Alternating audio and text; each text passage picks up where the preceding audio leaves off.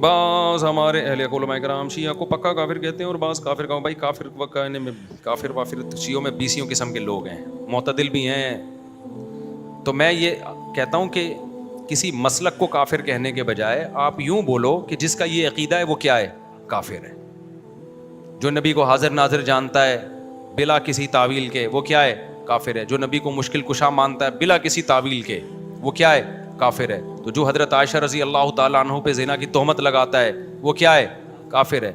تو چاہے وہ سنی ہو، چاہے وہ شیعہ ہو، چاہے وہ بریلوی ہو، کیونکہ نام فرقوں کے لے کے اس میں ایک تو مبالغہ بہت ہو جاتا ہے. بعض دفعہ سارے وہ کر نہیں رہے ہوتے ہیں، ہم سب کو لپیٹ دیتے ہیں اور پھر فرقواریت اس سے بڑھتی ہے، نفرتیں پھیلتی ہیں. اپنے ملک کو پہلے بچاؤ. جو تو حالت ہو گئی ہے ہماری، لڑ کے ایک دوسرے کو ویسے ہی پڑھ کے کوٹ دیا ہم لوگوں نے.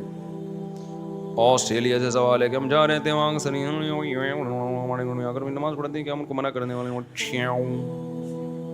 کہہ رہے ہیں. ہم جہاں آسٹریلیا میں رہتے ہیں وہاں اکثر اہل تشیع حضرات وہاں جس علاقے میں رہتے ہیں وہاں زیادہ تر شیعہ حضرات ہیں، تو ہمارے گھر میں آ کر اپنی نماز پڑھتے ہیں. پڑھنے دو بھائی، میرے بھائی، وہ جائے نماز میں ڈیلا رکھتے ہیں، رکھنے تو آپ کے گھر آگے نماز پڑھ رہے ہیں نا، کوئی آپ کے چوری تو نہیں کر رہا نا. بار بار میں ایک بات کہتا ہوں، دوسرے کے مسلک کو چھیڑو نہیں، اپنے مسلک کو چھوڑو نہیں. ہاں جب وہ حق کی تلاش میں آپ کے پاس آئے دلائل، تو علماء سے دلائل پوچھ کے اس کو محبت کے ساتھ سمجھا دو. مان جائے ٹھیک ہے، نہیں مانے اس کی مرضی ہے بھائی. اتنی دنیا میں اور کچھ ہو رہا ہے تو کیا ہو گیا.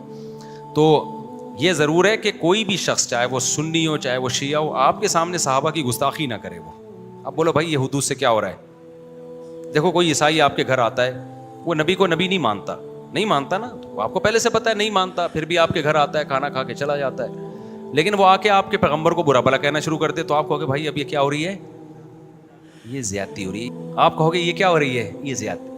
تو کوئی بھی شخص آئے آپ کے سامنے سیدنا معاویہ کو برا بھلا کہنا شروع کر دے، حضرت ابو سفیان کو، ابو بکر کو، حضرت عائشہ کو، آپ بولیں بھائی آپ آئیں اپنی نماز پڑھیں، آپ کا ایک مسلک ہے، ایک فقہ ہے، آپ اس طریقے سے پڑھیں، ہم نے منع نہیں کیا آپ کو. میں تو یہاں تو شیعہ لوگوں کو کہتا ہوں، اور آئے بھی ہیں بہت سارے مسجدوں میں، بیان بھی سنتے ہیں. ایک دن کسی جذباتی نے پکڑ لیا کہ شیعہ آئے نکالو. میں نے کہا تو مجھے بہت غصہ آیا. میں نے کہا کس بیس پہ نکال رہے ہو بھائی؟ آپ مجھ سے پوچھے بغیر آپ یہ کام کر رہے ہو.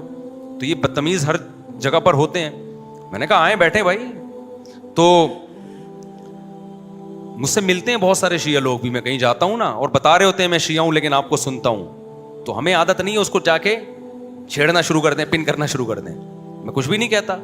ملک ہمارا ابھی لڑائی کا متحمل نہیں. جو سیکھنا چاہے، بات کرنا چاہے تو آپ محبت عزت کے ساتھ بات کر لیں. اس سے آگے آپ اپنی حدود کو کراس نہ کریں.